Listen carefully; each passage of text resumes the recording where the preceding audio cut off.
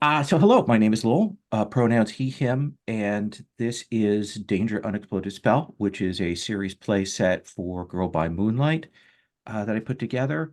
I really like Girl by Moonlight. I think it's really a dynamite game. I just finished On a Sea of Stars, and like we did 14 sessions of that, and it was really striking. I think this is just a dynamite framework for a lot of different things. This session is part of the Open Hearth Gaming Community, which you can find out more about at openhearthgaming.com. There'll be details on that. I will link to that. I'll also have a link for sheer commerce to the PDF you can purchase of Danger Unexploded Spell because I put it together. So today we're going to be doing our session zero. And for Girl by Moonlight, session zero very much is that, like, that is what the session is about. We're going to be building the series, setting up the framework for it, doing that collaboratively at the table, deciding kind of what game we want to be playing in. And then we'll take a turn and build our characters within that framework, build the connections for them, kind of decide some other things about the shared elements of our play, and come up with a name at the very end for the series. And that's probably going to be the entirety of today. I don't think we'll get to actually playing necessarily, but probably not. I'm going to say no. But we're going to do that today. I'm going to go through our cats setup here at the beginning to talk about that. We're talking about safety, get all of those things on the table and out there for everyone. Uh, so uh, the concept for is this is a fantasy setting. We haven't kind of set exactly what kind of fantasy setting yet, but in this world, there was an empire, which in the game book we're calling the Empire of Hours, which had control of our nation and ruled over us for several decades, a couple of generations. And then they withdrew. Some people were left behind here. Some people, who had been co-opted by the government remained, but our nation basically became independent while the Empire Hours focused on things across the sea, various wars and things that they were involved in. But now they have returned and they have demanded for us to be brought back into the fold, demanded for us to be under their yoke, and we have said no. And as a result, the Empire Hours has begun a campaign. There is war on the mainland, there is war at sea, but there is a concentrated campaign of bombing, of mages on dragons, on spellcraft, on whatnot, coming over when the winds of magic turn so that they can fly over and bombing the city. The touchstones for this, very much at the start, is the Blitz in 1940s Britain is kind of the touchstone. In particular, there's a game called Blackout, which is a game of civil defense, a PBTA game that is really dynamite. That was kind of the start of the inspiration for this for me. And there are other video games and TV series. There's a TV series from the 1970s called Danger Unexploded Bomb that when I was a kid was the most terrifying thing I'd ever seen. And that has stayed with me and is part of sort of the backdrop of this. But our player characters are outsiders. They are mages with unconventional magics or strange backgrounds, or they're suspect for whatever reason, and they have been drafted into civil defense. So when these attacks occur, our heroes are going out to put out fires, to rescue people, to dispose of spell bombs that have fallen and have not gone off, or to deal with magics that have been dropped and have gone off and have gone wild. Our characters are about protecting and preserving, and also trying to find their place and build a family. There are sort of three factions in the place that we are at, the city that we're going to build. There are the authorities, or kind of the characters, which I use the term core in the setting just to kind of give a general thing for what we call our bomb disposal group. There are the populace, the people who are living in our city under the umbrella, the shadow of this bombing. And then there are the dissidents. And the dissidents include both people who have political difference of opinion, but also not good the people who would like to surrender to the empire, the people who would like to turn to fascism, those kinds of things.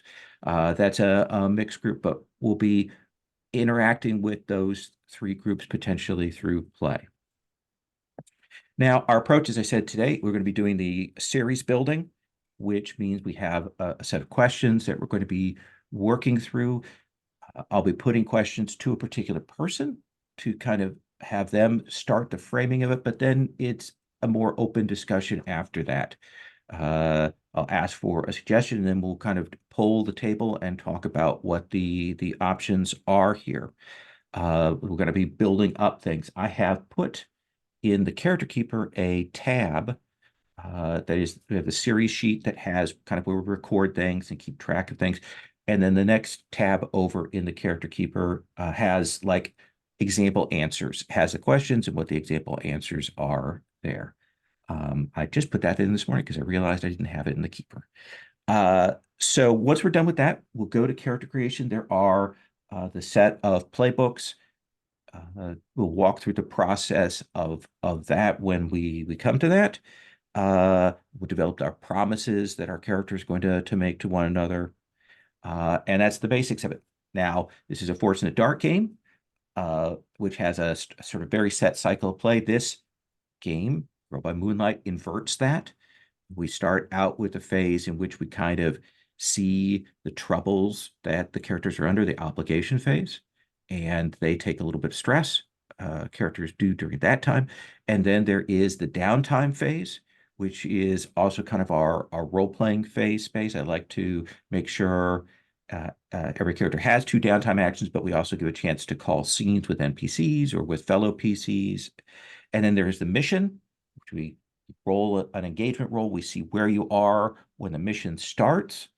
And then there is fallout. After we finish the mission, we roll to see what the consequences are larger than that particular mission. So that's the structure of it. I really like to see to give as much time as we can to breathe for the RP, especially during the downtime phase. That's one of my goals. So we may get through, in the course of our 2 months, we may get through 3 missions, I'm guessing, maybe 2. It'll depend on how our speed is for play. It will vary significantly. So the tone of this game, I would very much say that from my vision of it, and if people want to skew a different direction, we can. But I think this is a game that is challenging but hopeful. It's tough. There's potential tragedy, but this is, I would say, PG-13. In that sense, it could easily be run grimmer. There are games that lean that way. Night Witches, the PBTA game, is much darker than I'm imagining this being, but there are certain themes that overlap. This War of Mine is a video game that has some of the echoing themes that is much darker than I picture it, but it could be done that way. But I am much more picturing our characters trying to hopefully help people and find their place. And well, bad things are happening, they have a chance to fix things, to help people in the course of that. So that's generally how I'm envisioning the tone, and we can have some of the conversation about that throughout this. Now, we have a layered set of safety tools that we are going to be using. I'm just mentioning that ahead of time, and I'm going to walk through those. If you're watching the video or listening to this and you don't like safety tools, turn it off. If you find that a political statement, turn it off. If you find me saying pronouns, a political thing, turn it off. Go away. So just keep that in mind. We have a layered set of safety tools. We use after this CATS discussion, we use lines, veils, and ask first. Lines are hard lines of things that we do not want to see in our play. These are topics we're not going to be touching on, not going to be engaging with. There are a couple we have marked there. Veils are anything that, should it occur, we would fade to black, or if we mention it, it happens obliquely off screen. And ask first are materials, ideas, things that, should they happen, you're okay with it, but you would like a check-in definitely before we bring that in. Now, I have a sample list in the lines and veil sheet, but you may feel free to add things to that if should you wish to.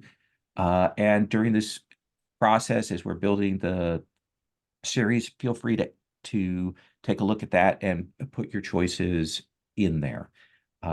This is a living document, so I'll be trying to keep an eye on that and see where people are and maybe what things that we've added in. So that's kind of our top level setup for safety. The second safety tool that we are using is a more reactive one. We are using the X card. The X card, you can say X card. You can do this gesture. No one ever does it, but I have to show it anyway. The X card is used to have a stop. You can use it to mark out material that you find objectionable, that you find problematic, that you find wildly off tone. We may ask like how far back we need to cut for the X card. But one of the things about the X card is when you invoke that, you can point us to what we're cutting, but you don't have to defend your choice. You don't have to explain your decision. You don't have to say why you wanted to X card something. You may do that if you wish, but you're under no obligation ever to defend your use of a safety tool. It is there for you to draw on. X card is important if you're uncomfortable X carding out loud. I know there's sometimes some social pressure on that. Feel free to message me. I'll try to keep an eye on the chat. I just want to lay that out there. The X card is a good place, like if perhaps we've started to lean towards a line or a veil that we've got marked, but maybe we haven't caught that. The X card is a good place for us to kind of mark it out to recalibrate, to say, okay, I think we're heading towards this. The X card is a good place to be pausal, to see where we're at, and then come back to where we are. Last thing I want to say about X card, because I talk about it a lot. If the first couple of times something happens, you're like, okay, I'm okay with that. I'm fine with that. And then at some point you're not. It is legit to X card later. It is your opportunity has never gone past. You should never feel like, oh well, I said okay before. No, if you're really uncomfortable about something, you should feel free to invoke that X card. The second to last thing that we have is we have an open door policy. Open door means that should you need to step away for whatever reason, emotional, physical, Amazon is there, that you can hear the cat hawking up somewhere else. These are all reasons to step away. It'd be great if you could tell us that you're going to be back. Tell us in the chat. You're not obliged to, but if you need to step away, just feel that you should be able to do that. Added to that is if we get done this session or even later on in the series and you're like, this is not the game I thought it was, or this is not a game I'm enjoying, it is absolutely legit to say, okay, thank you. I don't think I'm coming back, to mail me and say, thank you. I am not returning it. However way you want to put that, there will be no judgment on that, because I am too old to play in games that I don't enjoy, and I do not want other people to do that. We have so little free time. I want to make sure that people are doing things that they want. The last thing I'll mention is we do have a romance matrix. We have a lot of character interaction and play in this game. So the romance matrix says what your comfort level is with NPCs, with PCs, and or do you want to have someone to ask first before we go that? And that may happen when we kind of talking about our characters' relationships here in the series starter. So keep that in mind. All right, now I'm going to take a slug of this Coke. I've worked hard to get that particular spiel down to about 20 minutes, and sometimes I succeed. So we are going to be working through the series questions here, and building up our sense of play. So if you want to go to the series detail reference tab on the Keeper, I wanted to make that tab as over elaborately named as possible. We have our city, and we're going to talk about first how we're envisioning it. We know that it is large. We know that it borders on the water. We have our forces coming over, but we're going to talk about what we think that might actually look like. So, Sherry, Ozamel, I'm going to start with you there and tell me, what do you think, like, as you're picturing it, is there something that strikes you? And then we'll kind of talk to the table about how you would envision the city, or a couple of things that you're interested in, or some things that maybe you're not interested in. You are muted. I like the idea that it's at a point of um of intersection between something important, like a lot of rivers all run together, like around it by Okay. it's a or something like that. It's a place where all the things meet. Okay. Ley lines, rivers, something like that. Okay. And what is it actually like? What is the genre, the milieu that we are working in here? Oh, So I've got some examples there in the Keeper that you might imagine. okay. Let's see here. Um,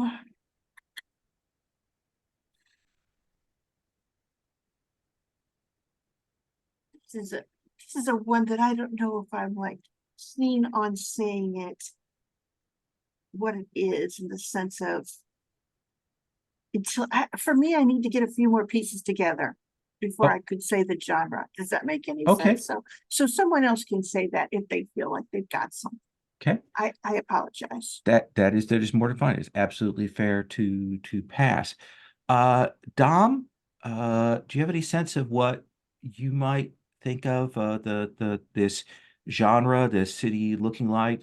Steampunk, clockpunk, high fantasy, or uh, any thoughts on that? Yeah, so when I read the pitch for this series book, I imagined like some of the artwork from his name. Let me check. Like I imagine some artwork from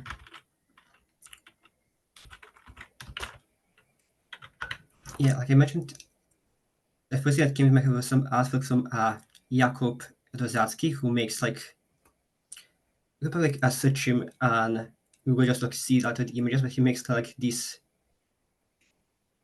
steampunk slash diesel punk like artwork of like that looks like World War One, World War Two class between like diesel punk like mech alternative history art. And as you said, a touchstone is like the World War Two Blitz of the UK. So like in my head I was imagining kind of like this like kind of like half between like diesel punk, but as this is about spells and magic, kind of like a half between diesel punk and just like traditional magic, and maybe like how magic is being used to like prop up like this upcoming in the Dust Deal complex. That's how I am Okay. what I thought first, but I'm open to discussion again to see if this is what we want or not. So kind of an industrial look. We have magic, but there's more, we've got that vibe of industrial tech and so on. Clarice, what are your thoughts? I kind of like that idea already there, genre wise, like and it's kind of that nice little mixture of everything there with the diesel and the steampunk because like I kind of enjoy those as a whole. So I'm all for those, honestly. Okay. Verton?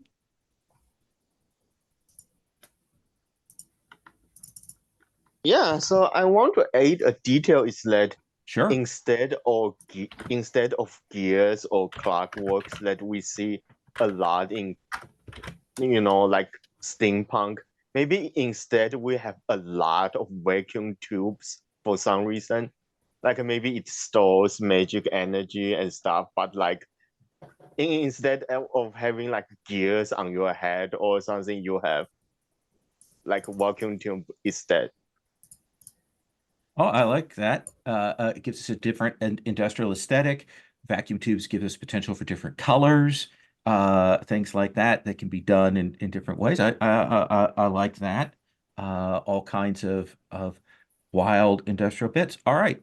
So let's go with that. I'm gonna say industrial, leaning towards vacuum tubes, leaning towards that kind of aesthetic. So the next question is, uh, like, how are the city's districts divided? One of the things that we're setting up as a premise is the city is large and it has different parts to it. There are divisions there. Um, uh, so, Clarice, what do you think? We know that there are rivers there, but are there other things that divide, separate this city?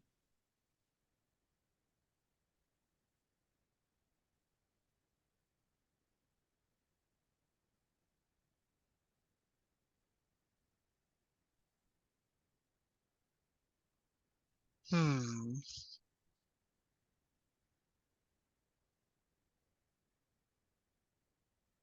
Guess for me, like there's always the thing of like especially with like a kind of a warish like setting and everything, the thought of like traversable kind of walls between different districts and such uh, that they probably have there as well as for like containing things when uh, anybody kind of breaks land or gets it in.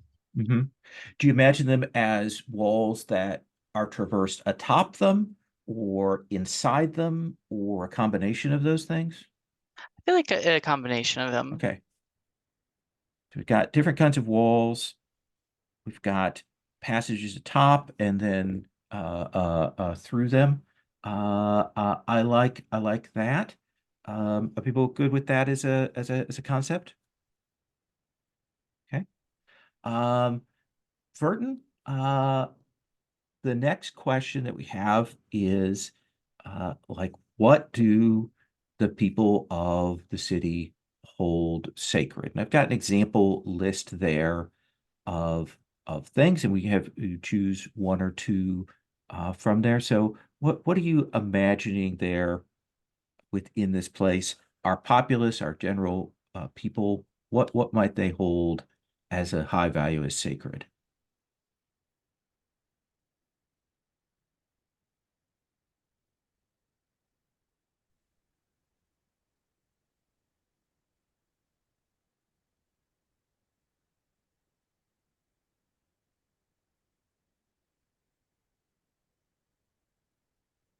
Did you ask that of me? Verton. Okay, sorry.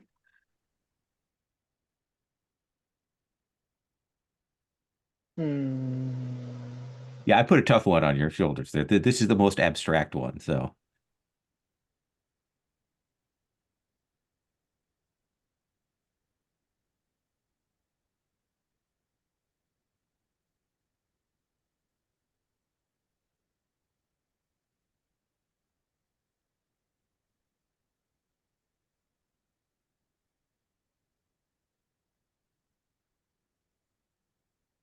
I think revenge. Ooh, interesting. Yeah, so I think the people are really caught up in this idea that they need to somehow get back at the empire, but there's no there is no actual way to define what exactly that means. Like even if we are two equally powerful political bloc, it's still difficult to define what does it mean to take revenge against like a nation that's not physically real, and like we are not as big or as powerful as the empire. So like I think people are really caught up on this idea of revenge, and like separating from the empire, like getting back for what they did, but it's not clear what exactly that would even mean. Interesting. Yeah, that drives certain reactions, and certainly drives the factions ideas. Are folks cool with that as one of the thoughts for that? Um, do we want to establish another thing as sacred? Well, one thing I was thinking, just on that, it seems like with the revenge on the thing, but also this general setting, it sounds like a fun way to go about it would be like identity, that we have a strong sense of identity. That's one reason why we are kind of unyielding on the of going back underneath this kind of looming empire over us.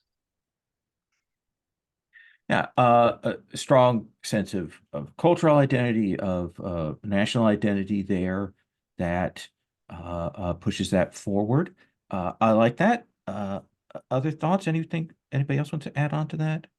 If we have a strong sense of identity, then why don't we have a physical feature that gives us that, like to the land that's around us? Like maybe that there are like all of the peoples that are in this place claim to come from one of the mountains that is the birthplace of each of the rivers that comes here. So it's like we have a strong sense of each of us come from people from one of these mountains or something Okay. like that. Like so that we have a physical manifestation of what makes us that we can see from the city. But different groups from Different different groups. places, so we have a variety of cultural identities melded into this important one. I dig that. Other people okay with that? Okay. So here's sort of the flip side of that is what people consider profane or not good, unpleasant. Dom?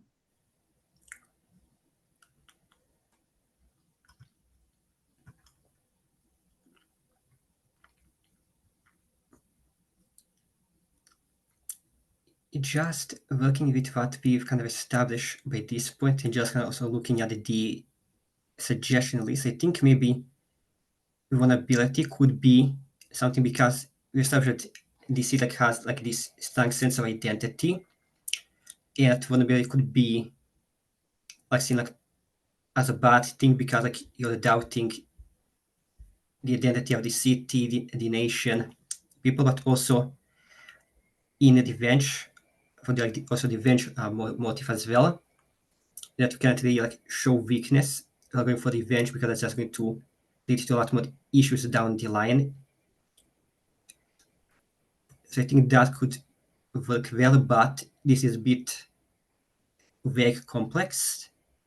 So I'm more willing to also just like listen to what other people think it can be added, or maybe should replace vulnerability, because at the moment that's kind of like the only thing that's like coming to my head. So how, like, if we had to frame that as one or two ideas, how would you frame that? So can you repeat it? Yeah, okay, if you were going to get it down to one or two concepts from what you've said there, what would you say? Is it vulnerability that is considered profane, or weakness, or something else?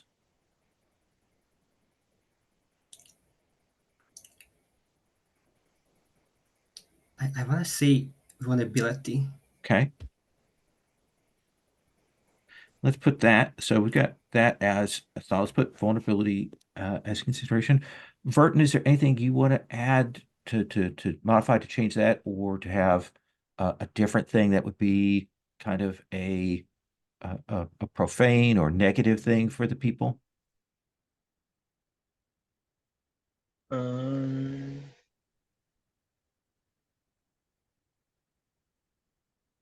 Wait, so what have we chose for this right now? So right now we're looking at something surrounding the idea of vulnerability, of weakness as being, I mean, not necessarily weakness. Vulnerability can be emotional vulnerability, it can be personal vulnerability, something of that sort. Yeah, makes sense to me. Okay. Clarice, what do you think about that? I was thinking to add into there, like, yeah, the vulnerability, that makes sense to me. But with like our strong sense of identity, there's the thing of like looking at the past is when we were underneath the empire is just like absolutely like, no, we are so over that. We do not want to really even consider that within our society as a whole. And then also the novelty, because like anything that's new that isn't within our already identified like thing here, we're kind of very resistant to. Like, so the Empire coming back has already kind of like made that even more of an affirmed thing of like, we don't want that change. We want to be what we have defined ourselves as. So sense of vulnerability, a sense of maintaining our place in the world. We don't want to turn back the clock. We don't want to return to where we were when Empire held us, but a strong kind of static sense of things. Sherry, what do you think of that? Anything you want to add to those?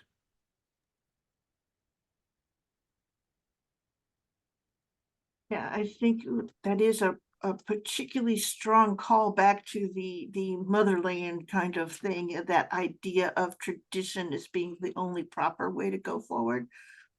So yeah, between them, the vulnerability and the sort of the traditional, not tradition isn't what's profane. Novelty is profane to tradition. So those two are really good 1-2 combo for, I think.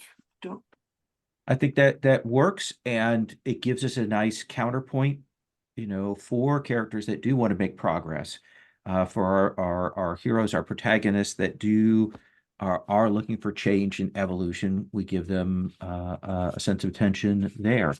So I'm going to continue with you, Sherry. This next one, what does the Empire of Ours want? We know that they've got this empire, they're coming over, doing these attacks.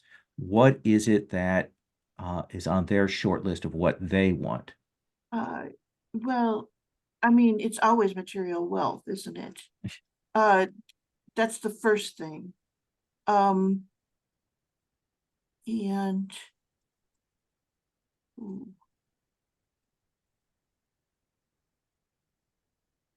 exploitation is the means to that, so those two go hand in hand, if you ask me.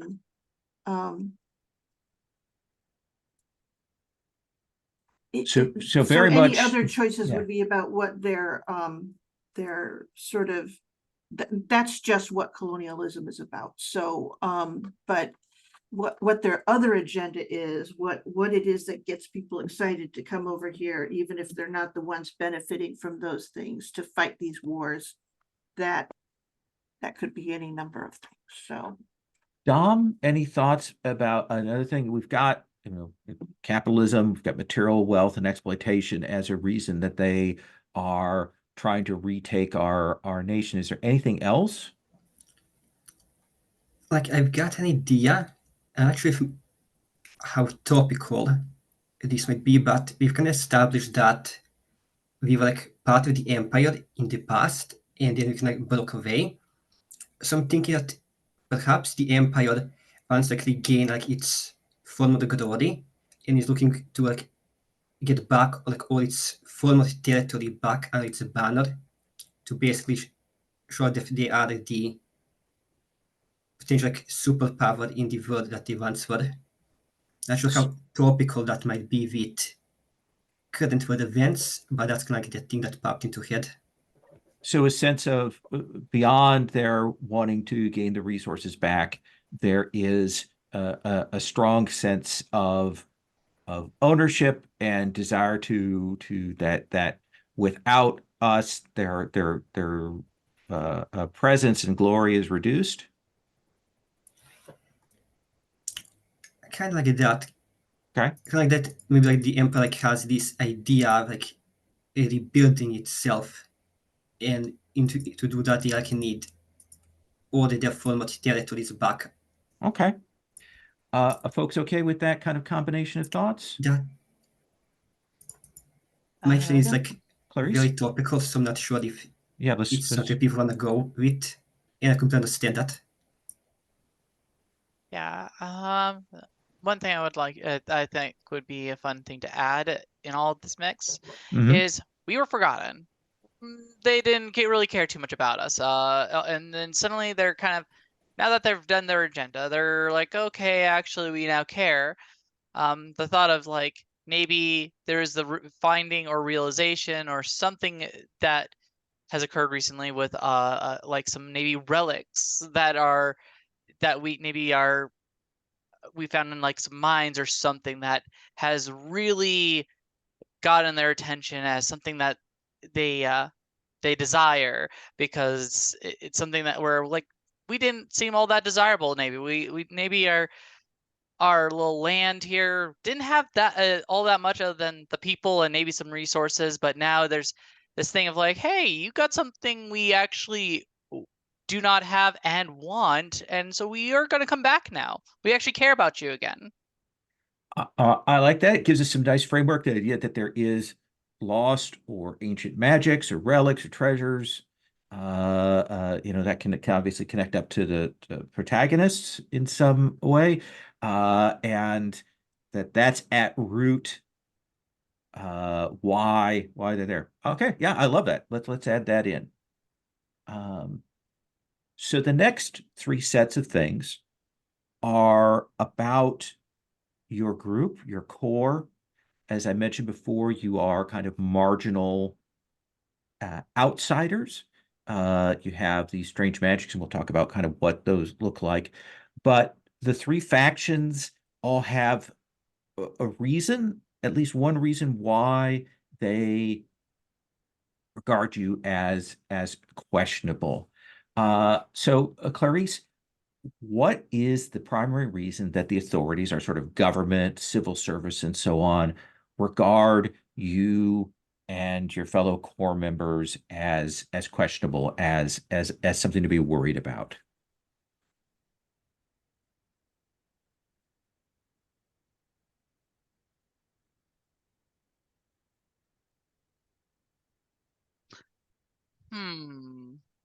Well, I do feel like always a fun thing is when it's something that makes it stand out. So like the unusual magics, I think, is one thing that where it's like, okay, like something about us is different than the rest, that they may, or especially with our sense of like strong identity and not liking the novelty and all this stuff.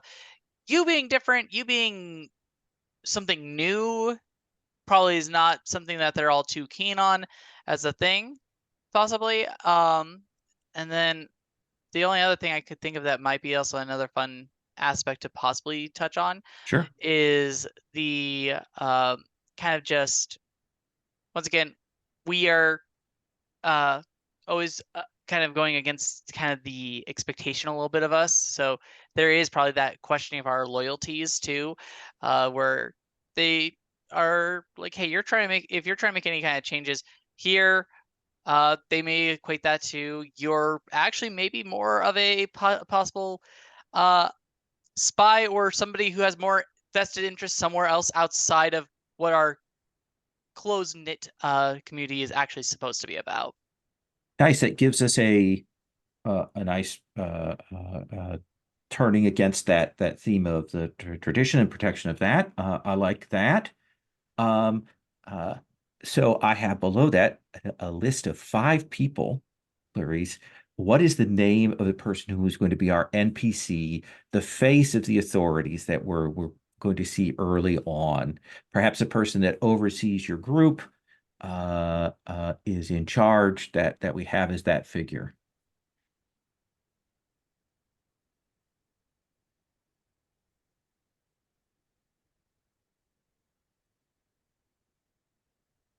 I kind of like the thought of like High Counselor Lady Macarda. That sounds like a quite a authority figure who's probably very intent on keeping things in order. Okay. Order focused. I like it. Burden, I'm going to come to you.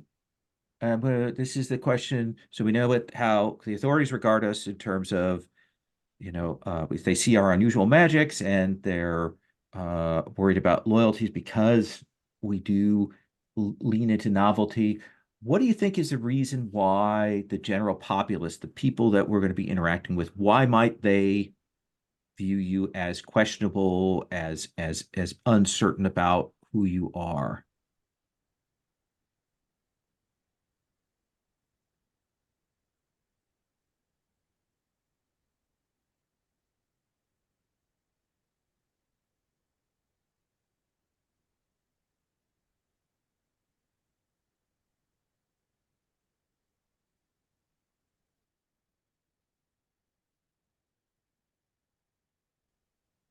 Yeah, I think the authorities work to keep us divided. So there's an active work on the part of the authorities to keep you separate, to not have you interact with the populace, to create that division. Yeah. I think the authorities like inherited a lot more of the empire's tactic than they want to admit, and the primary one is to divide and conquer the populace. Oh, I like that. That they've kept some of those techniques, the tools of the empire are still put to use, even though they wouldn't admit that.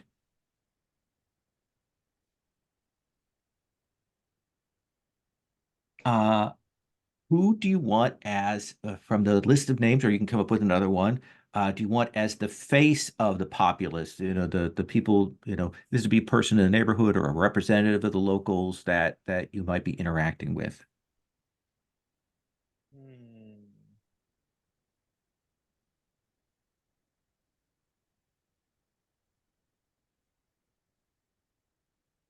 Yeah, I like the pastor. I think maybe like they are the one who is trying to unite the people, like trying to work through the alienation, but like it's not working out. Which is why they are the one talking to us, but like it's not working out as well as they want. Absolutely. So do you imagine the pastor is more of a kind of a like a small church person, or is there a high church, or are there different churches? Yeah, I think. Hmm.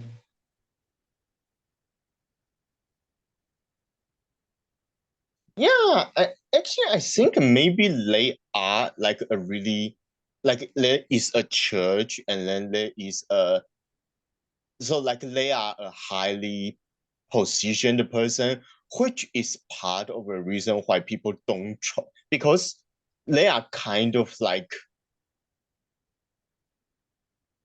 they're kind of stuck between the populace and the authorities. Like they have like they have reputation but no actual power. And I think like this is another like hold out from like the empire, which is that to replace our like our original belief system, our original faith or spirituality with like something more like materialistic or like more objective. So like now like the church or like the temple, whatever, like the priesthood no longer has the same kind of like ability to bring people together like they used to.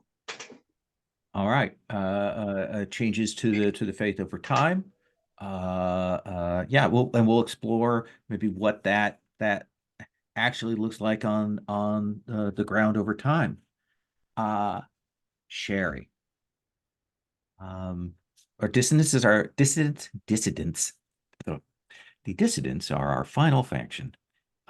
And so these are more politically active, possibly, ranging from, union to a fascist to all kinds. We've got our spectrum here.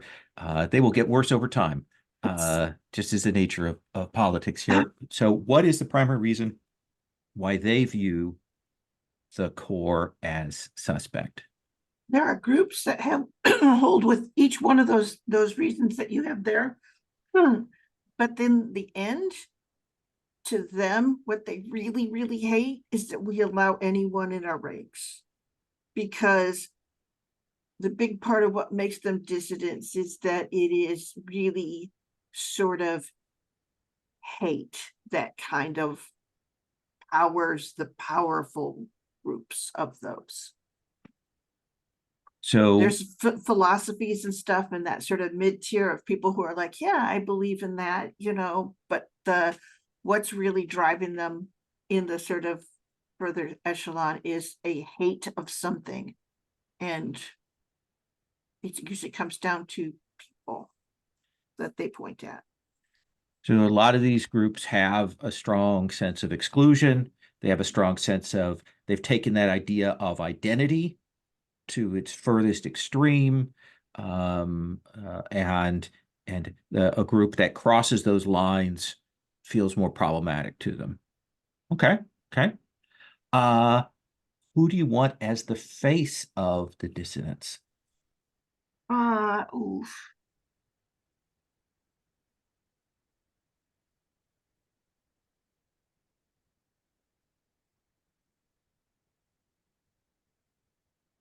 Oh, Marjana the Honorable. Okay. The worst of them always have the title that claims that they're good and kind. All right. I come back up to the top of the next column. This is where we get a little personal for stuff. Before we go to character creation here. So, Sherry, we're with you. So I've got some example names for what your magic, and everyone will have a different one of these potentially, or a couple of you might have the same of these. Sherry, what would you like for your character's magic to be called? Yeah, I love all of these. That's the thing. How about the Register of Masks? Register of Masks. That sounds like a good one. Okay. And it has to do with maybe identity. Okay. So that's cool. Dom, what do you want your character's magic to be called?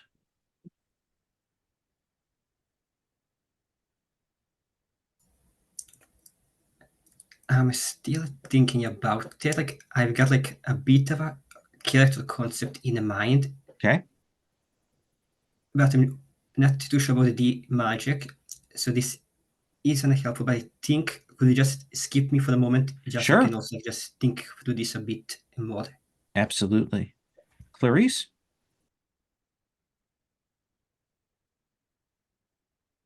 I feel like for me, it's kind of depending on what playbook I actually go with. Okay. maybe.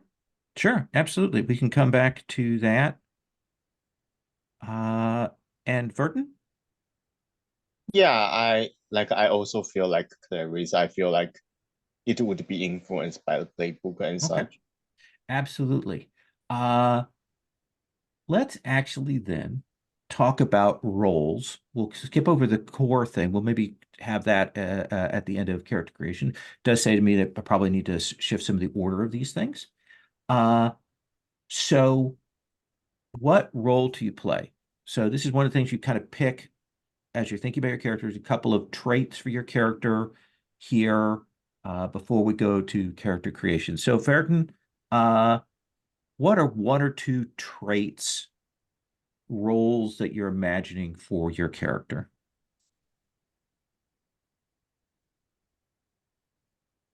I'm thinking Secret Noble and yeah, I'm thinking Secret Noble for Okay, now. awesome. Clarice, what about for you? Oracle of Doom. Okay.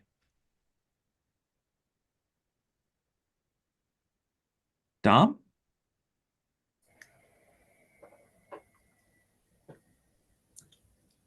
For me, I'm thinking. Okay, it says I can take two, so I think perhaps Street Rat and Naive Newcomer.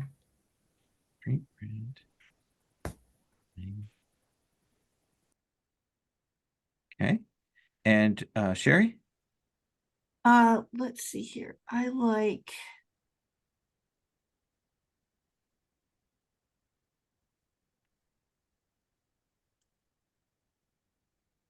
Ooh.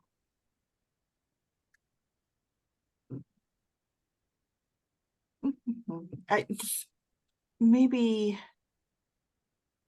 curious student and I don't know, beloved. Interesting. So there are 7 playbooks possible. I want to walk through those briefly to talk about what those involve. Because they have different, there's some of them that have very strong things. Our Enigma character is a person who has a secondary identity. They have another life that they lead. Of course, for this, the classic example is Tuxedo Mask from Sailor Moon. They are good about working in the shadows.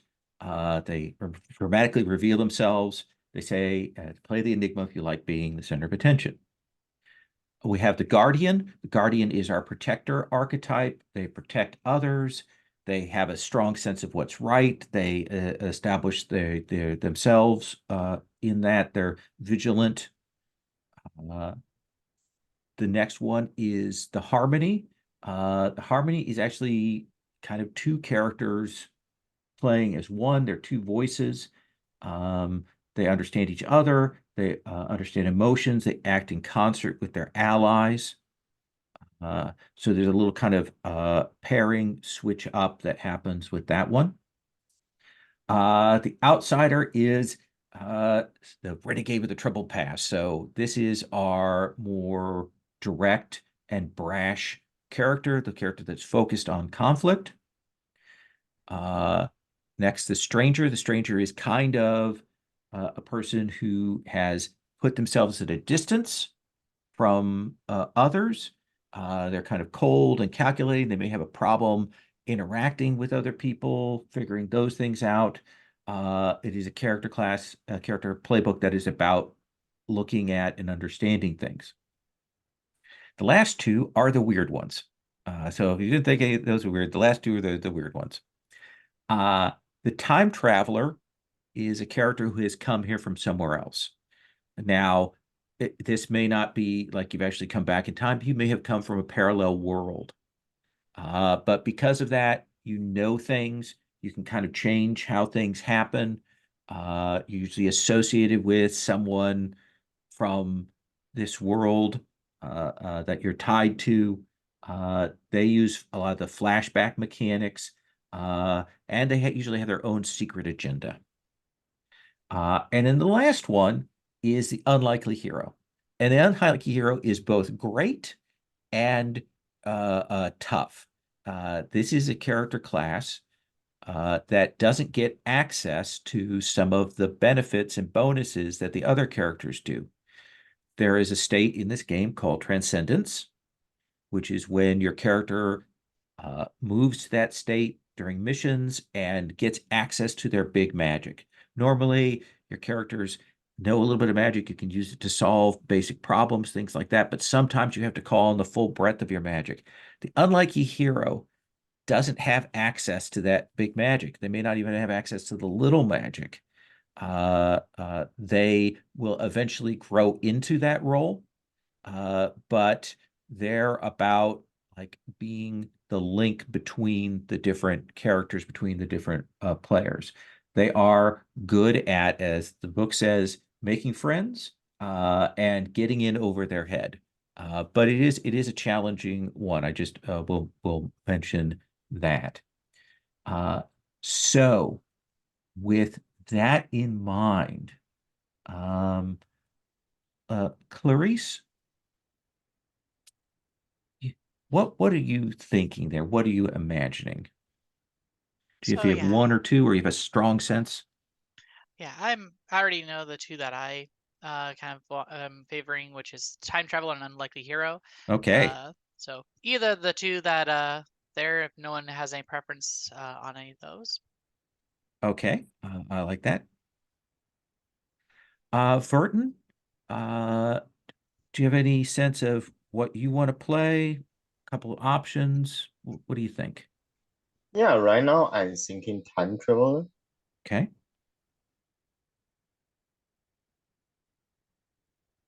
Sherry, you are muted. Sorry about that. No. I like Harmony and maybe Outsider. Okay. I would say Guardian, but I played that before. Okay. Dom?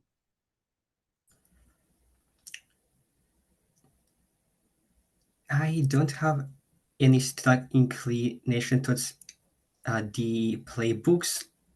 Like as I mentioned, I do have like a character concept in mind, and that concept doesn't really have like a one-to-one with any of the playbooks. So I'm willing to just like let everyone else pick the playbooks they want, and then I can like see what's left and see how I can maybe like workshop my character concept to fit with Sure. a playbook. Clarice, would you be okay with doing the unlikely hero? Oh, yep. I Okay. already put things in there. Awesome. Verton will have you do the time traveler. Sherry, given those two already in play, do you want to do the harmony or the outsider? We've already got a couple of outsiders in the sense of the weirdness that goes with both time traveler and unlikely hero. So I think I might try Harmony, which is Okay. another kind of weirdo. So there you go. Absolutely. So Dom, we've got it narrowed down. We've got it reduced to 4 archetypes, 4 playbooks there. And I guess I can like talk about my character concept in general, and we can like maybe Sure. like as a group see maybe like what can change to fit into it also. For my character concept, I've kind of like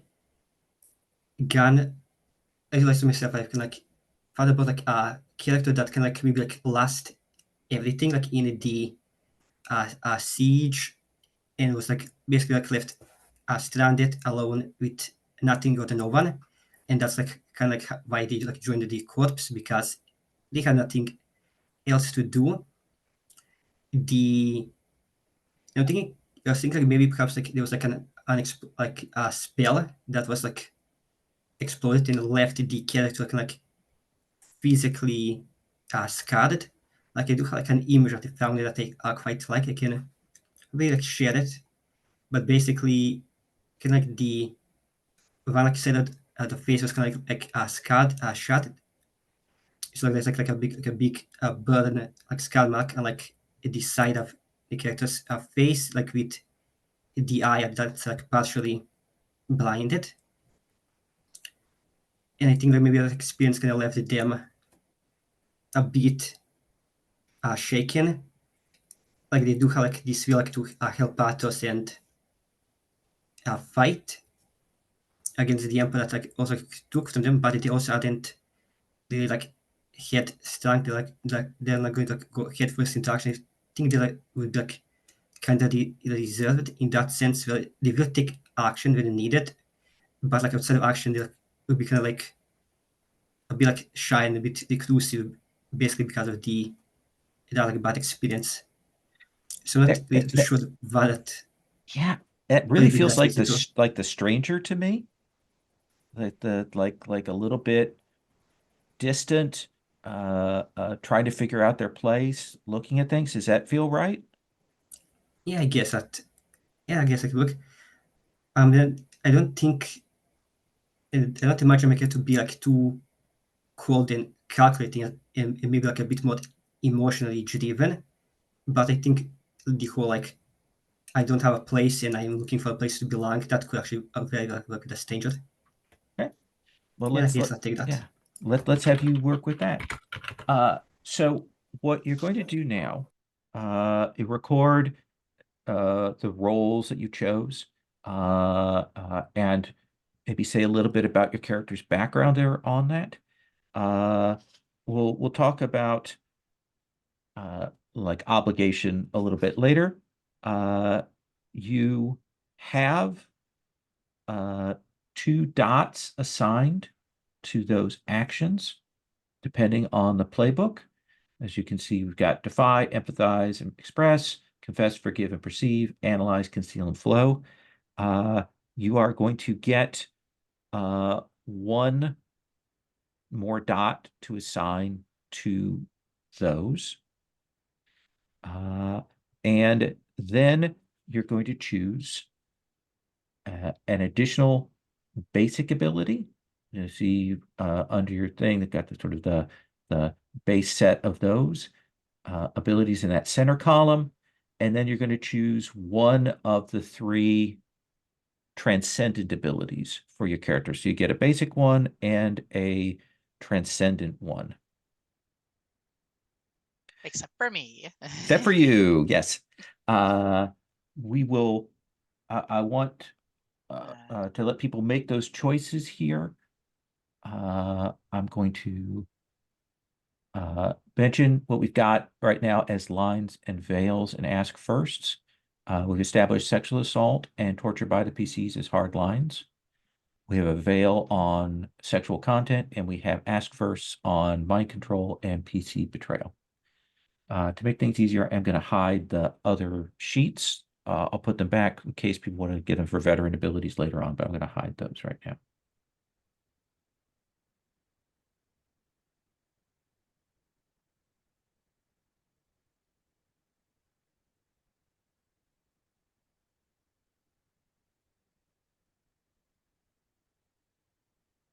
If you want any to kind of see what the process is of character creation, I did put the PDF of the character creation chapter in our shared folder.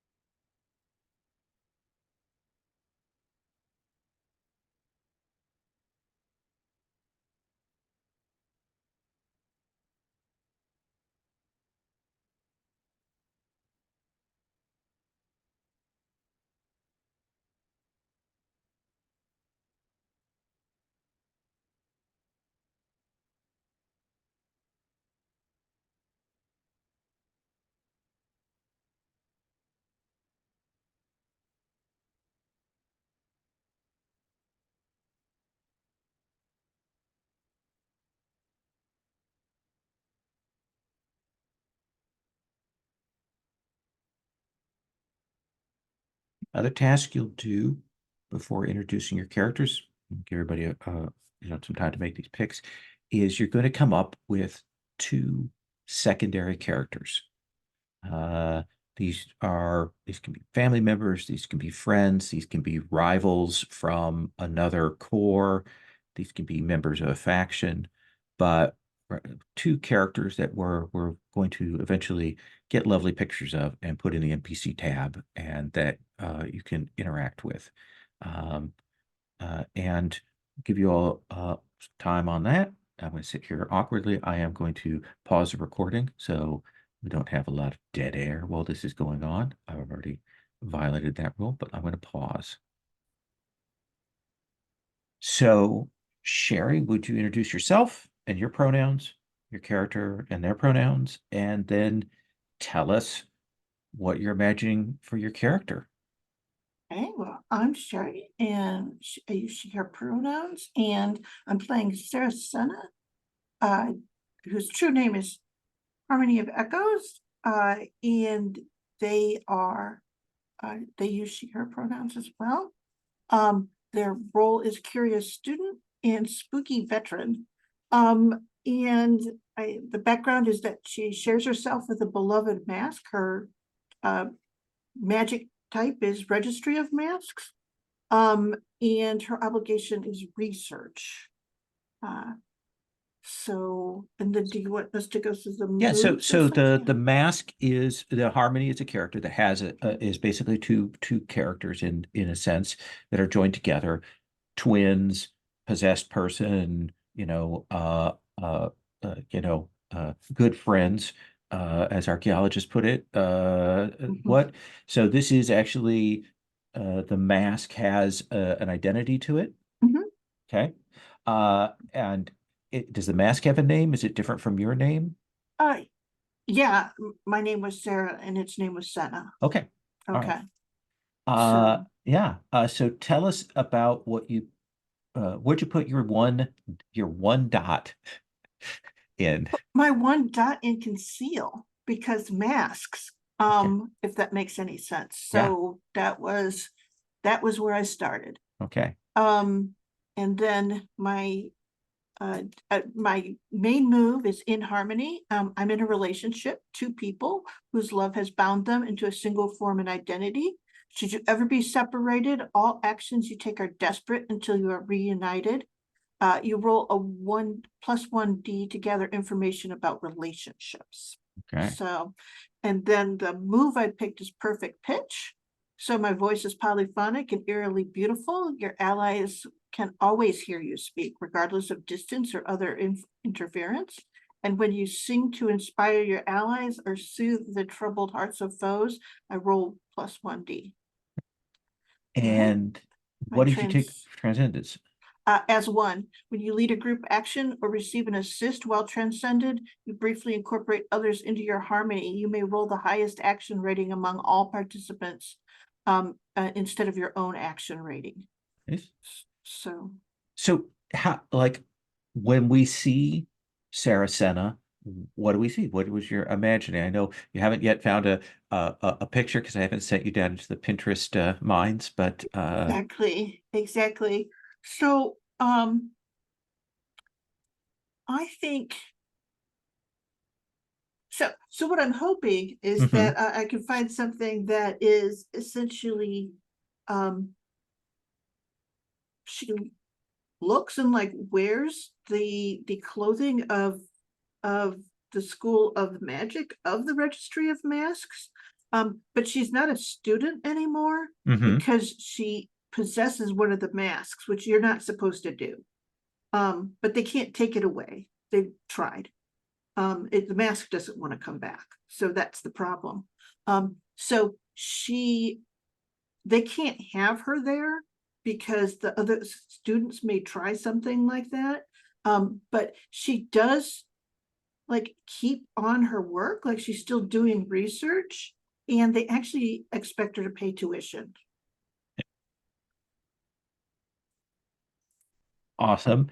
And so is the sort of I came to the core because of the the mask that possesses me, kind of? Is I your think answer? very much that the mask is about essentially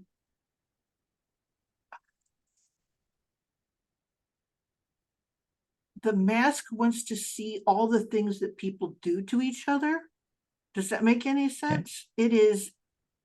So this is a thing of a sort of set of bad things. Like they're always in a conversation about why do people do this? Why would someone do this? And of course she's a kid, so her answers aren't particularly helpful yet to the mask. When you say a kid, how old are you imagining? I mean, Teen? sorry, as an old person. Yes. We can say that, can't we? But when I was 15, I thought I knew everything, and it was just details down the line. So yeah, a teen. Okay. Now you can certainly hold off on this until you find a picture, but do you have a sense of what you're imagining the mask looks like? Is it visible all the time? Is it invisible some of the time? Do you carry it with you? Like, how are you picturing that? I think that it's visible some of the time. That is kind of when it takes the forefront.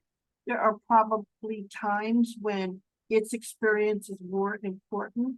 However, typically if you interact with Saracena, your sense that you carry away from her has more to do with her voice and the way that she speaks than it does with how she looks.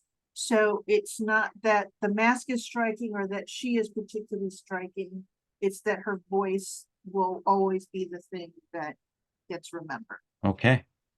Who are the two supporting characters that you want to have for Saracena? Oh Lord, I didn't work on those at all. Well, Do you want me to come? Shall I come back around with everybody about that yes, question? please, and I will put them in the thing. I'm the worst human being No, ever. you're not. We have an NPC tab, so feel free to grab and put things. There are some example names on the series sheet if you want some there in the third column. Okay. So next in playbook alphabetical order is Dom.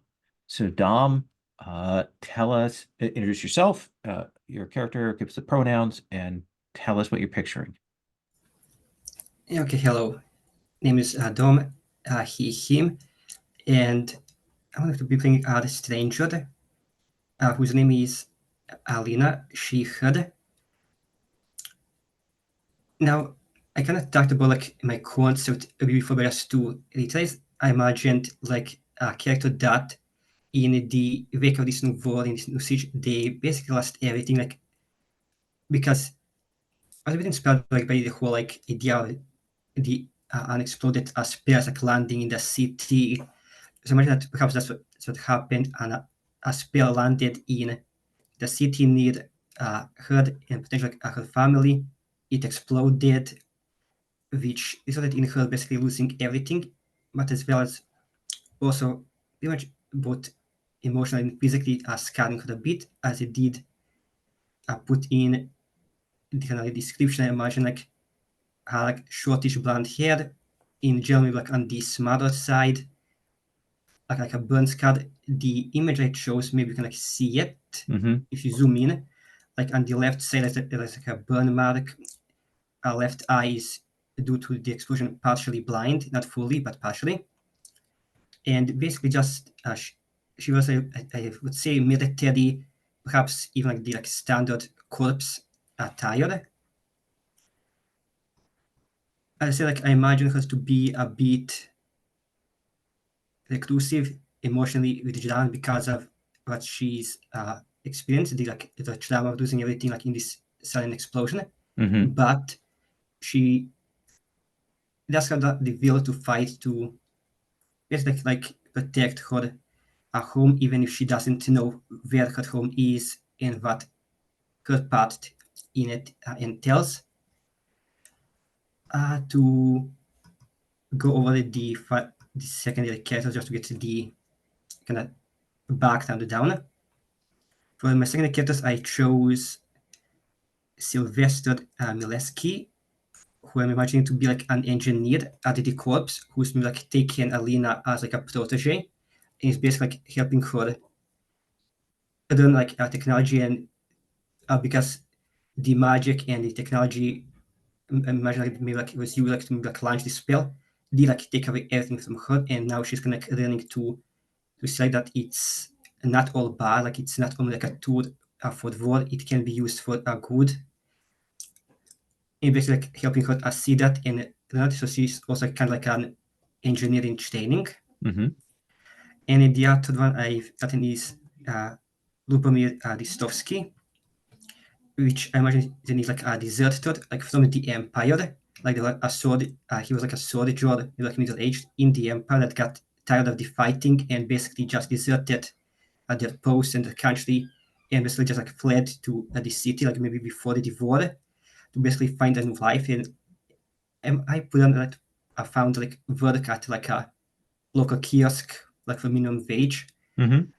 And because of like the whole stigma against the Empire, especially now in the war, he did not tell anyone where he's from or his occupation, and how he knows Elena. I imagine that Elena like goes like to maybe like that specific kiosk, like to buy the newspapers and like after the materials basically to just read through and just like hang out a bit, just like to pass the time a bit. And I think like over time they maybe just like talked a bit because she's there all the time. He's there because he's if a job. They just talked a bit and basically just get a bit acquainted.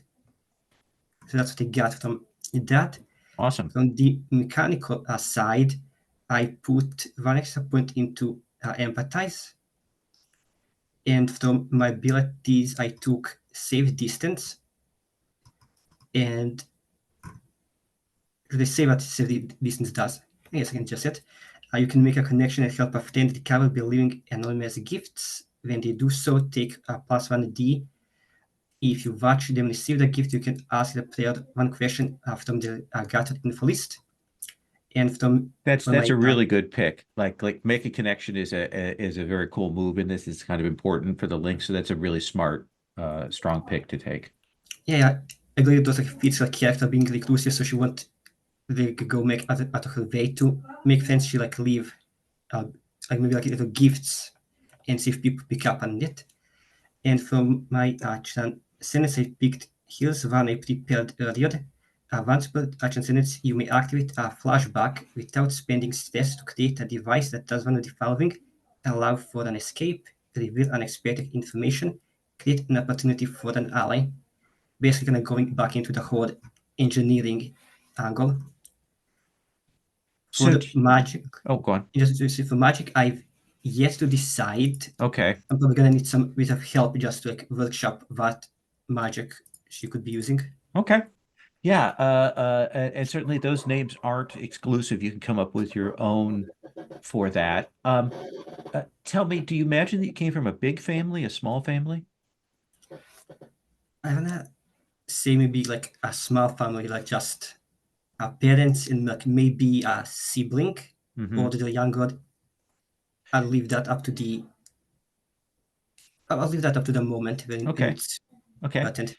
Do you think that younger sibling survived as well?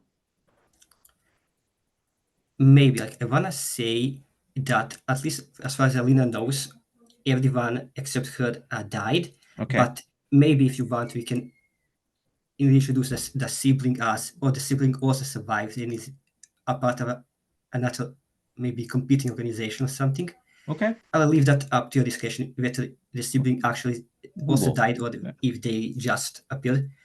Because on the background, I didn't really put much because my whole like, motto with characters is basically just like, give them just a bit to work with and then discover everything else to play. Yeah.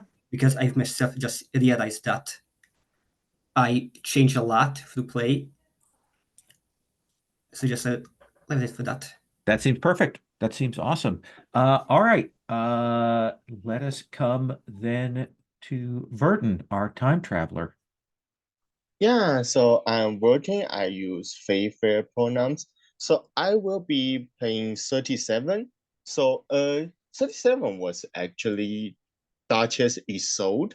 So she is a young Duchess whose family is rich and powerful enough that she had like a cushy, like cozy job as a mage in what would be equivalent to an R&D department. And so the war, as far as she remember, the war ended without her seeing any action whatsoever, and she was incredibly bored about that. And one of the things that the department was working on is called Project Rondo, which is a music-based magic that's like in the worst case scenario, we are going to send soldiers and mages back in time to inform and like cooperate with like our past troops and administration to try to win the war. And because I'm incredibly bored and dissatisfied without seeing any action, I decided to steal the magic and use it to travel back in time and find and like basically because when I go back in time, I don't have any identification to prove my identity. So I ended up with the corpse. And obviously, life on the front line is not as cozy and safe as when you are, you know, in the R&D and away from the front line. So I become like attached to the people at the corps. And so like so 37 is the number of times I have repeated the events of the show or like the timeline.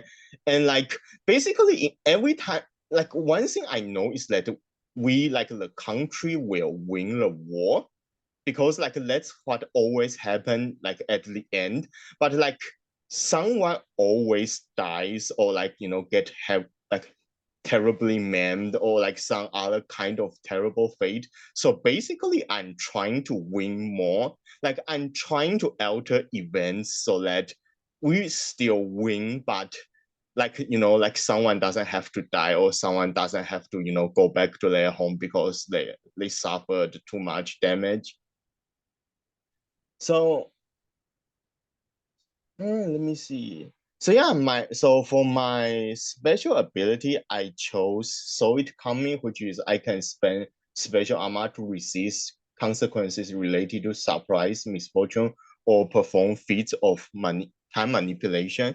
And for transcendent ability, I have Lost Cause, which is basically when someone suffers severe consequences, I can abandon the timeline for a new one. So basically, I think at this point, like when you look at 37, what you would see is like she has this like, you know, always perfect hair, perfect dress, and like this serenity, like even if she's in the middle of a gunfight, because as far as I'm concerned, like I have been here like 37 times and every time we win and every time I survive. So it's only a matter of how many people I can choose. So because I have a background in like musical theater, orchestra, I'm starting to like disassociate and treat everything like I'm orchestrating a performance. So like, oh, it's fine. So, you know, like she died this time, but you know, maybe in the next rerun, like we will change her position and then she won't die. And like, you know, this time we don't have enough ammo, but that's okay. That's just like you get, you know, a happiest who is not so good. We will just get a better one. And so like she has this really toxic positive, you know, condensating compassion. Like it's okay, it's going to be okay. We are going to win. You just have to do what I say. I know what's best. So for my two NPC, I have Baron Fleming, who was my colleague in the R&D department, and like he's the only one I keep in touch with in every timeline instead of like my family or like other people or like my noble friends, because frankly he is the only one dumb enough I can deceive into believing I'm on a top secret mission given by the authority, so I can use him to leverage resources and support from the authority and like upper echelon of the hierarchy. And I also have Charlie, who is, because my obligation is that I volunteer as a church musician. like as part of like my daily daily routine. So I met this other musician called Charlie. And so she is kind of like an artistic rival, but also kind of an ambiguous love interest. And like she doesn't know anything about like me being a noble, or like she knows only the bare minimum about magic and the corps, and it's kind of refreshing in a way. So yeah, I think, oh, and because I'm a musician, I put the one dot in express. Mm-hmm. So are you imagining, like, when you came back in time, is it your mind came back into your body at this particular time? Or are you physically here? And, is there another version of you? How are you picturing that kind of time travel aspect here?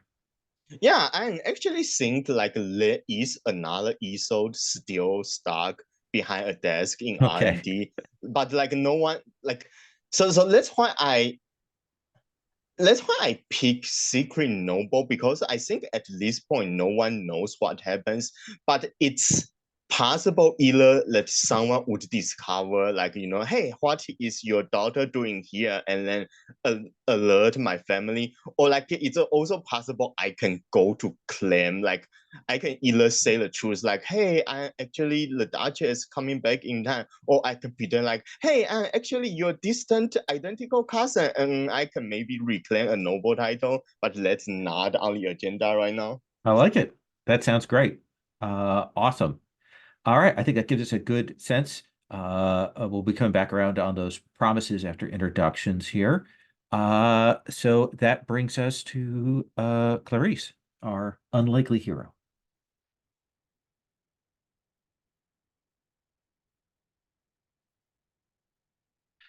I cannot hear you.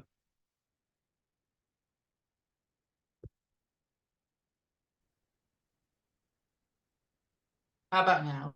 Perfect. I love my microphone sometimes. All right. So name is Akemi Watanabe. She, her pronouns. Their magical name is tentative at the moment of like Relic Buster possibly. Not like it matters too much at the moment. Okay.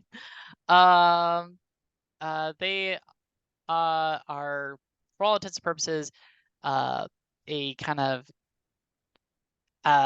used to the living in the alleyways and everything, or a street cat, as some people would say, since they were kind of abandoned by their family at a rather young age due to their lack of magical abilities or really anything of note that would kind of give them any kind of name or anything to kind of lift up their family. Mm-hmm.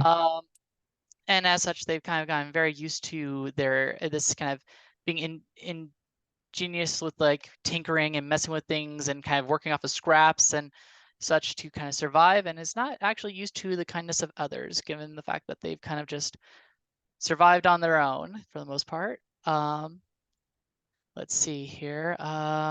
They are kind of they have like white hair and kind of are always wearing kind of mechanic kind of gloves and goggles, and is always wearing masks that kind of covers up the bottom half of their face. And given their kind of lifestyle and kind of upbringing with like malnourishment, they're actually kind of very, very tiny. They're only 4'7", or in centimeters, that's 139.7 centimeters. And piercing pink eyes is kind of how they look. Their kind of obligation and kind of connection to the corpse is that they are a tool innovator slash inventor, and they are especially dedicated to relic restoration. Let's see here, and I chose to do the thing I always do in things like Girl by Moonlight and Forge in the Dark, which is I've committed myself completely to Moon. So my third ability is just Perceive added on alongside my Confess and Forgive. Nice. Gonna love my obligation for that. And let's see here. And then I don't have any transcend abilities at the current moment, so I only went with adding in the new little thing here called Secret Expertise. Once per session, you may assist a fellow protagonist at no cost or suffer a consequence for them with a plus 1d. And then say your niche knowledge or experience allows you to do this, and that'll be related to my, I'm assuming, my innovation and stuff like that. Awesome. And my secondary NPCs. I have Scuttle, they them restored sentient relic, and this is kind of what got Akemi kind of recognized by the corp, due to the fact that they managed to restore a relic. Not only that, but one that is kind of sentient, and they have kind of been tasked with kind of just watching over this little relic and its growth and functionality, and kind of helping further the understanding of relics as a whole, that now that they've kind of gotten this thing somewhat functional. And then they also have Sari, she, her, and they are the Chief Information Officer of the Relic Research Corp. And they're the ones who kind of witnessed and discovered Akemi's like kind of restoration of the scuttle. Just they were just messing with something at probably and just so happened to make it work. And it so happened to be a relic. And they are, and Sari is a fanatic for the relic history, research, and functionality as a whole. And so they have taken Akemi under their wing in hopes of furthering their own goals. Is Sari what? I mean, she has that look of the anime prodigy kind of character. Is that how you? Absolutely. Okay, awesome. The family that separated from you, do you think they were, just a city family? Were they a noble family? Were a particular magical line that was disappointing you? Like, what do you imagine that is? Honestly, that is the part I'm kind of open up to, like the narrative kind of fun way of looking at it, because at the moment, I mean, I think Akemi doesn't even know really too much of like their family origins, other than I was kicked to the curb. Like at what age do you imagine that happened?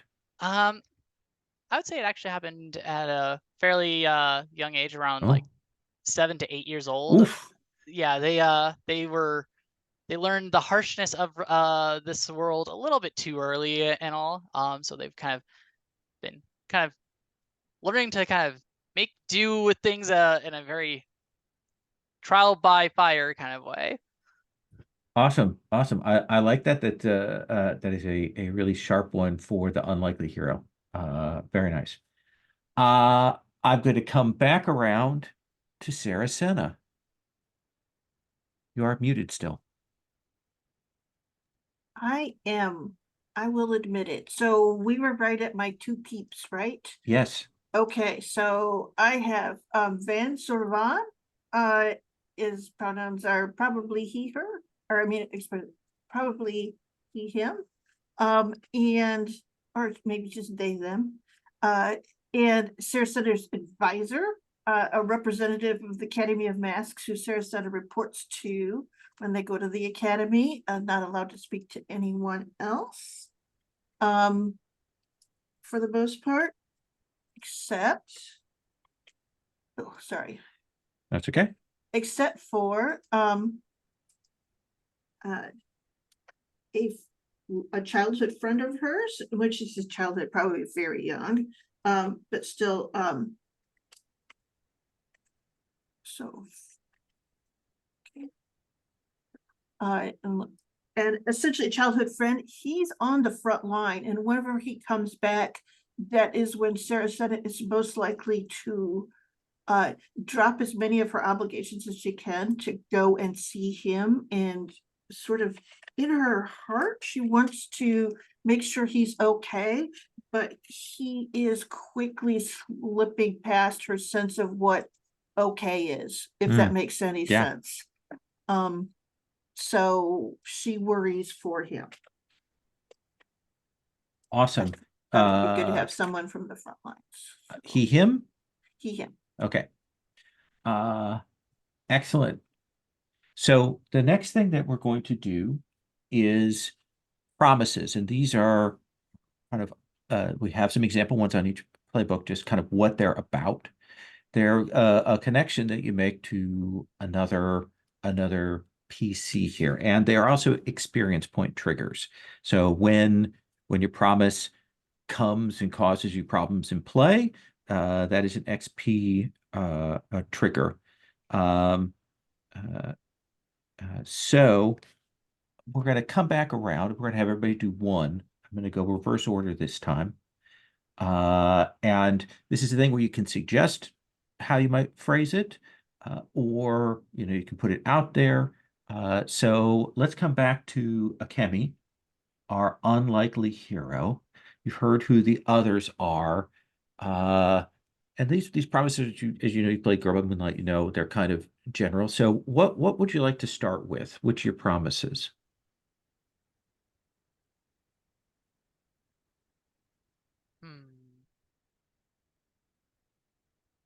There's so many different things.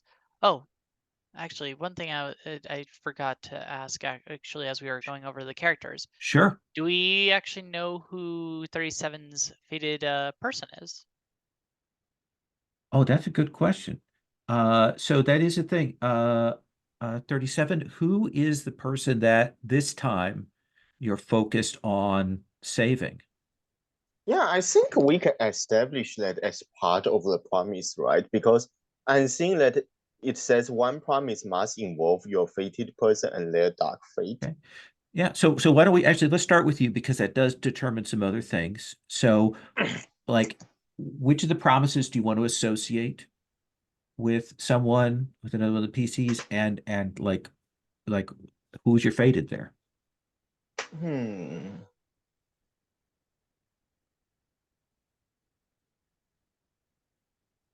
Yeah, so I think for this one, I like the idea is that it's the forgotten promise. So I think this is something that's actually it's said, like between 37 and like the person that's promised to in another timeline before. So like right now it's forgotten by the other person because like it hasn't happened yet and may not actually happen here. But I remember. So yeah, I'm thinking, yeah, I don't know who that would be, but I think that would be the one tied to the fated person and their dark fate. Like it might be like a final wish or like last will kind of thing. Do you have a sense? You say you don't have a sense of who you want it necessarily to be at. Should we put it out to the table? Does anyone Yeah, sure. I don't have any strong idea right now. anyone interested in being the person that kind of tied to that fate? Well, part of me is like, hey, I'm Oracle of Doom as my role here. That could be related to something interesting for the future. Would you be okay with that, 37? Yeah, sure. Okay. So yeah, so that you have a forgotten promise to Akemi. Then let's come back to Akemi. Which of your promises do you want to do? Let's see here. So knowing that, I'll save my impossible promise then for probably something maybe related to that, because I feel like that'd be a fun thing there. But a naive promise, let's see. That is a good question on the naive promise. Let's see here. Let's see here. That is a good question. I'm looking for.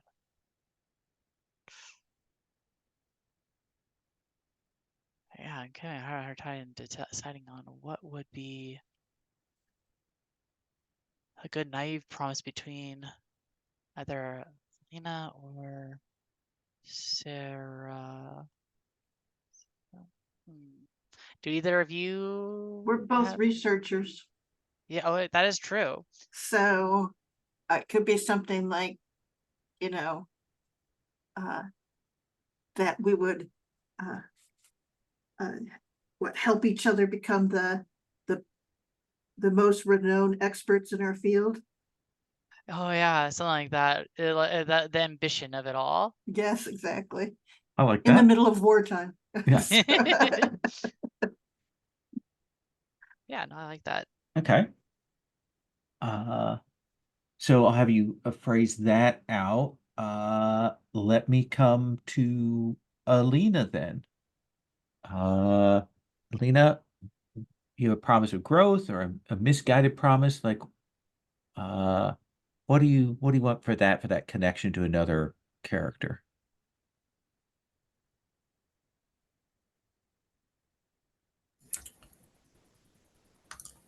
Now that is a difficult question. Mm-hmm.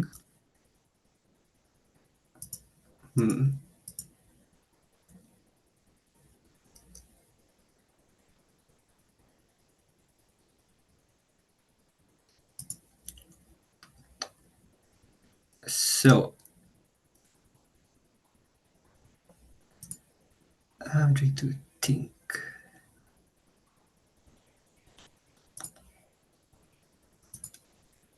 Like I feel like perhaps the misguided promise should maybe like go to 37.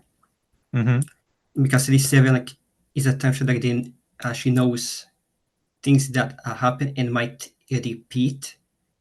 So I feel like maybe like the misguided promise could like work on that end because like would make a promise and perhaps 37 like knows like what the outcome of that promise is because maybe like it was the same outcome in every single timeline. So do you think it's about working with them, protecting them, loving them, something like that? Like, what do you imagine there?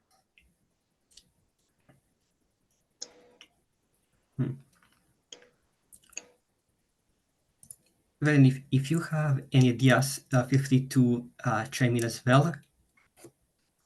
I guess that would be like how they view each other. Because at the moment, I think like at the moment, Alina would like view 37 not with skepticism, but will like just kind of like maybe like try and keep like her decent because like the subject is like has this like toxic positivity, and I think that we just like put Alina like off, and like she like try to like avoid like being left like in a room alone with 37 if not possible. Like that's how I feel like at least at the start, how Alina would like view 37. So you're telling yourself, like the promise you're kind of making to yourself is, I'm I'm not going to get mixed up with 37, or I'm going to avoid 37. I think perhaps the promise might be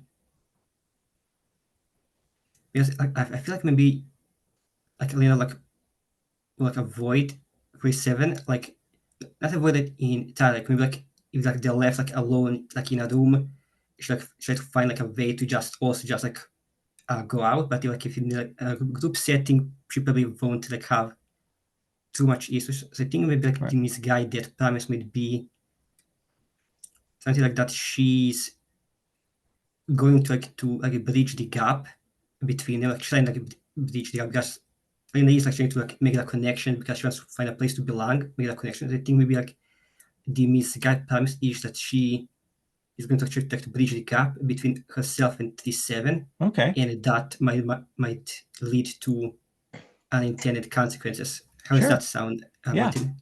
Burton? Yeah, yeah. If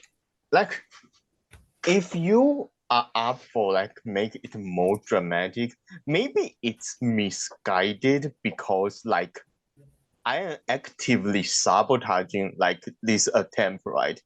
Like because maybe I know like for some reason like every time like you actually fulfill this promise, it it will lead to something I don't want to happen. So like it's misguided because like regardless of what you do, I am actually trying to make this not happen. Oh, I do like that. Okay. I very much like that. Okay. So your promise to yourself is to bridge the gap to 37. Okay. That brings us to Sarah. Okay, so I think I have two conflicting promises, and I think that the place where that needs to happen is between a promise to my mask and a promise to 37. Does that Okay. make any sense? Where Okay. they are the two that have, like, I would have actually made a promise to 37, like, it's going to be something like at some point 37 is going to say something, and that's the thing that I absolutely have to do what she's asking me to do. It's like one time, yeah, or essentially it's when 37 uses a phrase, I know that I have to do it. That's what she has made me promise. And Senna has a similar thing, that there are things that I have to shift to let Senna have control under certain circumstances. So sort of I share So my, the conflict is the conflicting have- promises are like I've promised to obey both 37 and Senna. Yep. But they have different agendas. so Okay. I don't know when it's going to happen. So that's Okay. a GM thing to do. So All right. Okay, that works. Does that work for you, 37? Yeah. Okay. 37, let's come back to you. We've got, do you have a sense of what you wanted for that promise to Akemi before we ask your other one, or do you want to do your other one first? Yeah, let me think about the forgotten.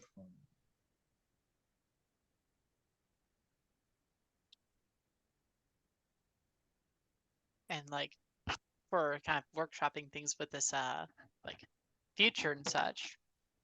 And I am a big person on relics and making, and especially the restoring of these things that are sentient relics and such. Maybe especially with the Oracle of Dune side of things here, I may or may not have in one of your 37 timelines here went too far with my relic research, that the relics actually may or may not have caused the undoing of everything here for our group. Nice. Yeah, so I think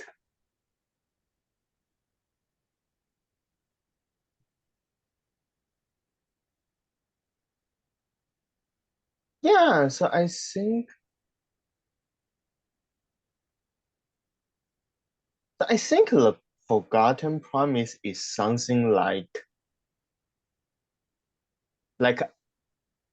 I will make sure Akemi stick to her role this time, Okay. because like there's a feeling like she like overstepped her bounds and like hubris and stuff, and like because I frame this as like, you know, she overstepped her role in like my play, so like this time like I will make sure she doesn't, even though she doesn't remember. I think like maybe like at the end of that timeline, it's like Akemi asking me like, next time you have to make sure like, you know, this doesn't happen, and I promise that.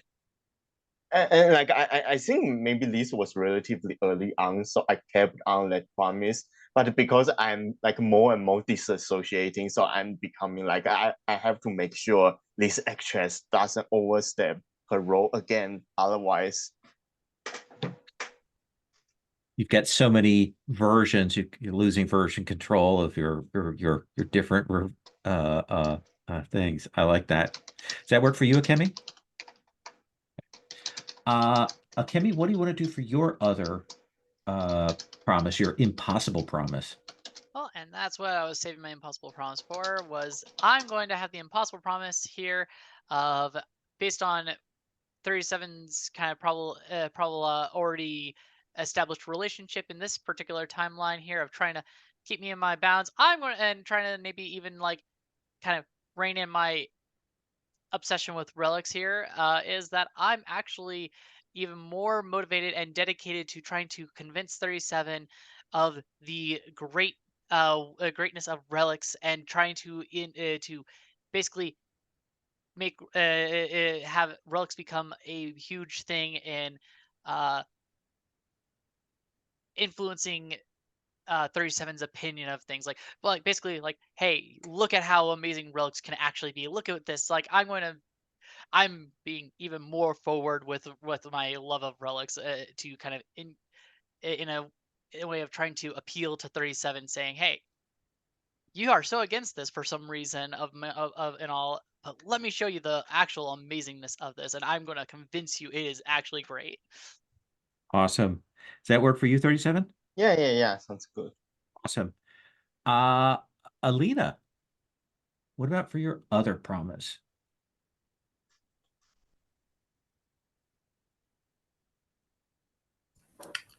Yeah, promise of Godot. Your growth could be Okay. their growth. Yeah, could also be that. I don't really have a specific person in mind, so either like Kemi or Sarah can just like pick this one up. You like also just narrow it down, make choices. What could?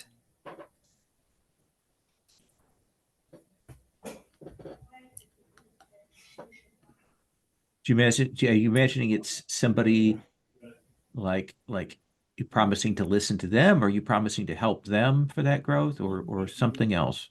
Yeah, I guess the bigger question is the promise of growth between is it like going to be more on you or on you're trying to help the other, or is it a shared growth maybe?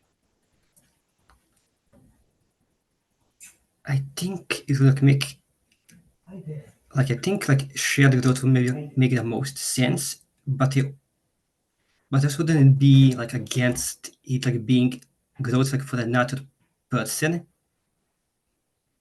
Kind of like the whole I want to build a connection with you, so I'm going to help even if it doesn't really do anything for me. I can also like an angle can also work. I feel like. Now, It could be about the fact of like you and Akemi have both lost families. Yeah, that yeah, is true. We do have that I guess. shared thing. Yeah, okay, yeah, we do have actually Kemi was basically banned by her family while Alina lost hers. So I guess maybe like a promise of growth might be Hmm. I think maybe like a promise of growth might be that Elena has like promised Kemi that she like maybe like help her reconnect with her family. Maybe like that's Ooh, because like interesting. Oh, she'll okay. like she'll do what she can to basically like help her reconnect to show her family that they should basically they should take Akemi back, that she's this a great wonderful person who's grown and shown a lot like during the course of the campaign. So I think maybe like that would be like the promise of growth, that I'm gonna like help Akemi like reconnect with her family, and by doing so like she like also like grow like as a person. I can just like get maybe also like her own like reclusiveness as well. Does that work for you, Akemi? Oh yeah, absolutely. Awesome. And Sarah, what do you want for your shared promise? You're muted. I think that Sarah recognizes that that Alina is up there on her own, and very much is like pulled her aside and said, let's work together to make sure that we keep the other two alive, but each other too. But you and I, we have to watch because they're set on something. They're not always watching what's going on around them. Yeah, I do like that. Okay. So, Yeah, we will definitely work that. yeah, Alina and I will keep the others safe. Okay. And then that brings us to 37's paradoxical promise. Yeah, I think I got it. So like because Alina has the one that she's trying to close the gap between us, but I'm sabotaging her. So I think my paradoxical promise to Alina is that the only way for Alina to be my friend is for her to stop trying to be my friend. Because like every time she succeed in doing that, something I don't want to happen happens. So like the only way we can become friends is for her to stop trying to do that, and then maybe I will consider like there are alternative and like other possibilities that we can have a relationship of some sort. I actually like love that whole idea because it does fit the whole paradoxical premise, but it was like I really like to like also like this like a good drama because it just like leads like to like Elena tries to bridge the gap, and like maybe like once Elena actually just like gives up and trying 37 goes in like to become friends, and like I feel I can imagine that like Elena probably wouldn't like feel too great about that, and I feel like that could like lead to a good drama. So very much like that promise. Awesome. Awesome. So we've got our characters in place. We've got a good deal of the setup in place. We do have a little bit more, but I'm actually going to stop here because I want to kind of start out next time because we'll be actually looking at the physical space of the place that you're at, the barracks. We'll talk a little bit about what magic looks like, transcendence, and then that'll kind of move us into that first mission, but it'll kind of reground us there. So that is my plan, is we're going to stop here and take up with that next time. We will hold off on doing stars and wishes until after we've done a play session. So what I do want to mention is any choices that you've made today, that if during the week you have buyer's remorse, character creation remorse, feel free to think about that, and we'll come back next time and make the choices. But we'll kind of start out like doing a little bit last bit building, reintroduce characters, and get rolling into that first mission. Does that sound cool with everybody? Okay. Yeah, yeah. Awesome. Thank you all so much. I am going to stop the recording.